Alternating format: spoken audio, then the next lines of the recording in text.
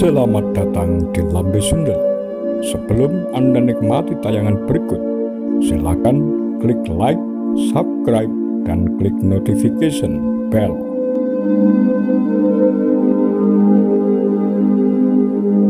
Peran Amerika Serikat dan penggulingan Soekarno 1965-1967. Diskusi mengenai gerakan 30 September Gestapo yang diikuti dengan pembunuhan massal terhadap anggota dan simpatisan Partai Komunis Indonesia (PKI) dan berakhir dengan tumbangnya Soekarno dari kursi kepresidenan tidak lengkap tanpa menyinggung peran Amerika Serikat. Jika ditarik mundur ke belakang, peristiwa penggulingan Soekarno dari kursi kekuasaan pada tahun 1965-1967 merupakan kelanjutan dari kejadian-kejadian yang terjadi sebelumnya. Ini berarti bahwa peristiwa 1965-1967 tidak bisa dilihat secara terpisah, apalagi berdiri sendiri.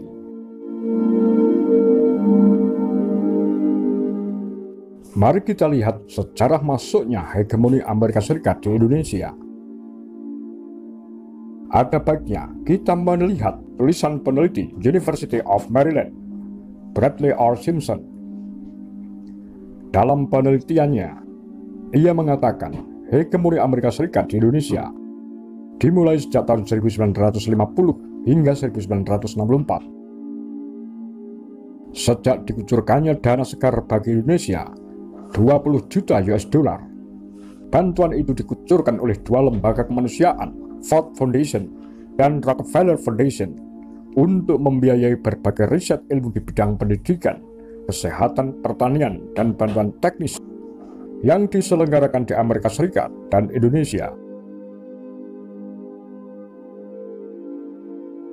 Duta Besar Amerika Serikat untuk Indonesia saat itu, tahun 1958-1965, Howard Jones, menyebut bantuan pendidikan dan penelitian untuk Indonesia itu sebagai perjuangan jangka panjang untuk otak Indonesia.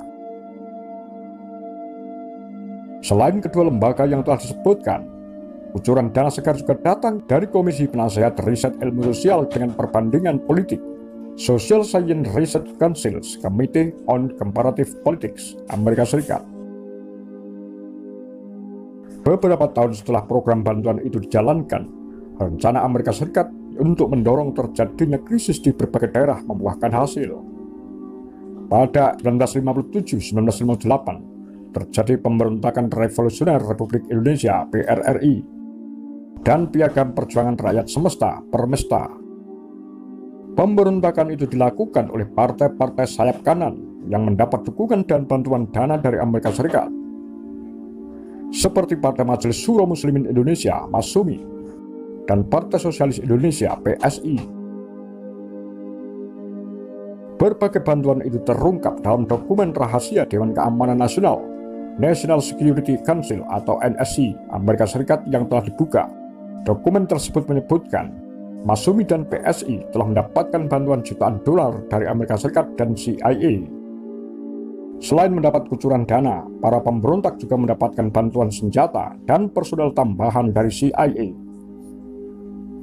Operasi tertutup Amerika Serikat ini terbongkar setelah pesawat Amerika ditembak jatuh dan pilotnya, J. Popper, tertangkap. Belakangan diketahui bahwa J. Popper merupakan agen CIA yang ditugaskan untuk membunuh Soekarno. Rencana pembunuhan Soekarno oleh agen CIA ini diungkap pada tahun 1957 oleh sebuah komisi pilihan Senat Amerika Serikat. Mantan diplomat Kanada Peter Dale Scott mengatakan, hubungan Amerika Serikat dengan sejumlah politikus sayap kanan dan perwira angkatan darat sejak PRRI Permesta terus terjalin hingga tahun 1965-1967. Bahkan makin bertambah kuat. Sejak peristiwa itu, Amerika Serikat mengucurkan dananya 20 juta US dollar setahun untuk angkatan darat dan membina kelompok sipil dalam melawan PKI. Rahasia ini terungkap dalam nota Kepala Staf Gabungan Amerika Serikat tahun 1957. Nota itu mengatakan, bantuan itu diberikan kepada Angkatan Darat sebagai dorongan kepada salah seorang perwira Angkatan Darat yakni Nasution, untuk mengendalikan PKI di Indonesia. Nasution merupakan tentara yang sangat dikenal oleh Amerika Serikat karena jasanya dalam menumpas PKI di Madiun tahun 1948. Dalam peristiwa Madiun, ratusan anggota dan simpatisan PKI ditangkap dan dibunuh secara keji. Berbeda dengan tahun-tahun sebelumnya, terjadinya pemberontakan PRRI Permesta. Sejak terjadinya peristiwa itu, Amerika Serikat dan CIA makin agresif. Mereka tidak segan tampil secara terbuka dan terang-terangan, baik melalui sejumlah jurnal ilmiah dan pers, menyerukan kepada Angkatan Darat dan kelompok sipil untuk mengambil kekuasaan dari tangan Soekarno dan menghabisi PKI. Hal ini tampak dari tulisan peneliti dan akademis Universitas California, Berkeley Guy Parker, pada tahun 1958 dalam bukunya Rancop. Parker mendesak Angkatan Darat untuk melaksanakan suatu misi menyerang dan menyapu bersih rumahnya. Kata-kata itu seiring digunakan militer kepada para mahasiswa Islam pada awal Oktober 1965 agar melakukan pembunuhan. Selain Nasution, salah seorang perwira Angkatan Darat yang menyambut seruan Parker adalah Jenderal Soeharto. Dengan bantuan langsung Pentagon, CIA, Rand Corporation, dan Yayasan Ford, Soeharto mendirikan sekolah staf dan komando Angkatan Darat, Sesquad. Dalam sebuah dokumen, Parker mengatakan bahwa Sesquad telah mengembangkan doktrin perang teritorial yang sesuai dengan program Civic Mission, Civic Action, dan organisasi teritorial. Atas usulan Parker itulah, pada tahun 1962, Departemen Luar Negeri Amerika Serikat menempatkan kelompok penasihat latihan militer Amerika Serikat, Military Training Assistance Group atau MILTAG, di Jakarta, khusus untuk membantu penerapan Civic Mission atau Civic Action atau organisasi teritorial yang mendukung doktrin perang teritorial Angkatan Darat. Selain doktrin perang teritorial, Sesquad juga membekali tentara dengan ilmu ekonomi dan administrasi pemerintahan sebagai persiapan untuk menyelenggarakan pemerintahan atau negara yang terlepas dari pemerintahan sipil Soekarno. Program latihan ini dimentori oleh para perwira Angkatan Darat dan sipil dari PSI.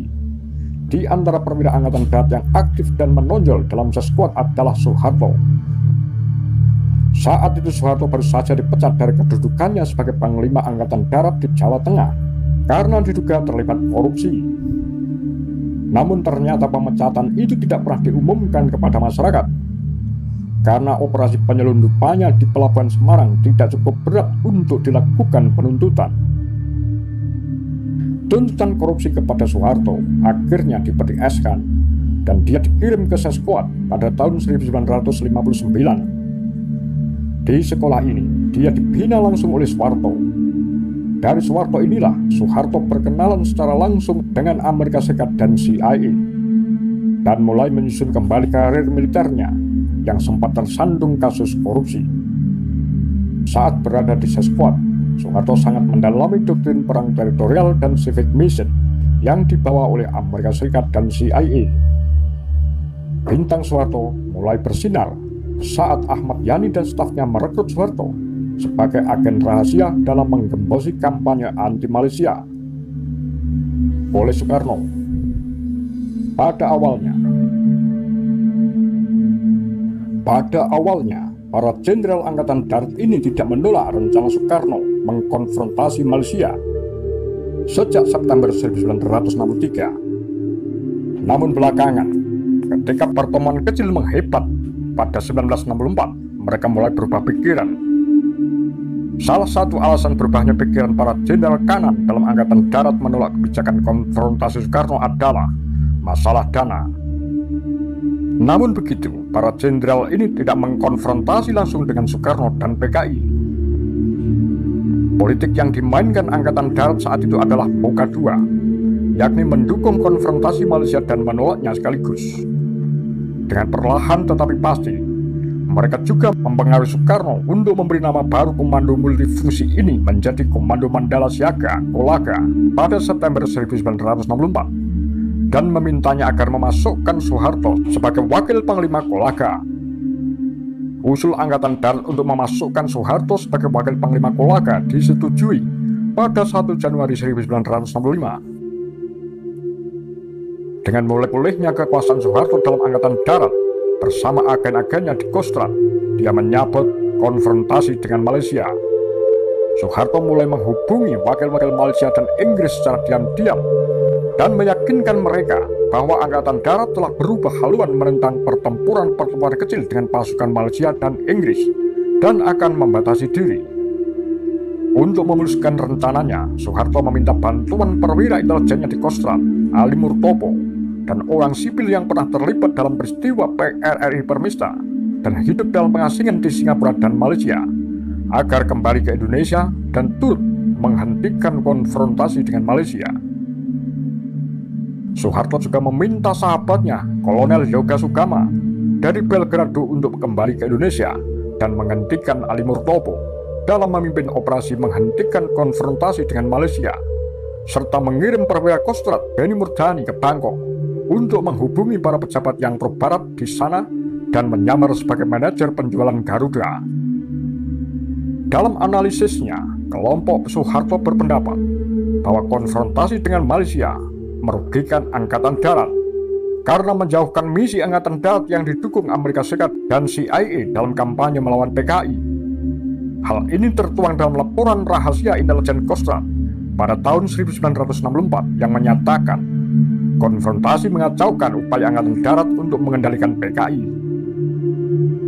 Setelah konfrontasi Malaysia bisa diselesaikan, Amerika Serikat dan CIA melihat kemampuan Soeharto dalam mengatasi keadaan dapat diandalkan dalam misi menggulingkan Soekarno dari kekuasaan dan menghancurkan PKI. Ketika kondisi kesehatan Soekarno memburuk akibat ginjal yang harus dioperasi, kelompok Soeharto dan Kostrad mulai menghembuskan provokasi tentang ancaman PKI yang mengambil alih kekuasaan dan sangat membahayakan Angkatan Darat. Menurut analisa CIA, sejak Januari 1965, kelompok pemikir Jenderal Angkatan Darat yang terdiri dari Jenderal Suprapto, Jenderal Harjono, Jenderal Parman, dan Jenderal Sukendro sering membuat pertemuan rutin dan rahasia untuk merundingkan situasi terburuk yang akan terjadi dan tugas Angkatan Darat. Pimpinan kelompok ini adalah Ahmad Yani. Kelompok rahasia Yani ini bocor ke telinga Soekarno, dan Yani dipanggil ke Istana Negara untuk dimintai keterangan pada 22 Mei 1965. Kepada Soekarno, Yani memaparkan apa yang didengarnya tentang Dewan Jenderal. Menurut Yani, banyak orang telah salah kaprah dalam menyebutkan Dewan Jenderal, yang sebenarnya adalah Dewan Kenaikan Pangkat di kalangan perwira tinggi Angkatan Darat, Dewan Jabatan dan Kepangkatan Tinggi Wandakti.